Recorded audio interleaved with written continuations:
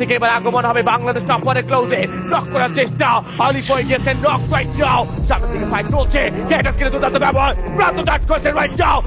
আসছে ফিনিশ করার চেষ্টা বাট এখনো পর্যন্ত কিন্তু ফিনিশটা আসেনি কুইক কিছু ফিনিশ করছেন top one supportive to rushing shot top one পজিশনে শট করছেন যতটুকু পর্যন্ত আসলে তার রাশার যেখানে যাচ্ছে তিনি কিন্তু তার পেছনে নিচ্ছেন এবং প্রান্ত ওয়ান্স এগেন অ্যানাদার টাইম আরো একটা নক মেক করেছেন টেন সাইড সিঙ্গেল একটা প্লেয়ারকে আমরা দেখতে পাচ্ছি তার মানে অনেকগুলো কিলের সুযোগ থাকবে সামনে আরো একটা চার্জ হবে অ্যানাদার টেক ডাউন এবার স্নাইপার করেছে টেন সাইড তিনি কিন্তু এন্ট্রি কিলটা ওয়াচ আ কিল স্টিল ও এবং আউটকে পর্যন্ত নক করেছেন প্রান্ত এবং প্রান্ত ট্রাম্প কার্ড যেটা ম্যাচে শুরু করেছে সাতটি দলের লড়াই কিন্তু এই মুহূর্তে আমরা এবার বুইয়া নেওয়ার পারফেক্ট সিচুয়েশন কিন্তু তৈরি হয়েছে বাট বাংলাদেশ টপ ওয়ান তারা পথের কাটা হয়ে দাঁড়াতে পারে টিম ডিকে থেকে একজন প্লেয়ার এখনো পর্যন্ত জীবিত Yes, Bangladesh top one versus the coach right now.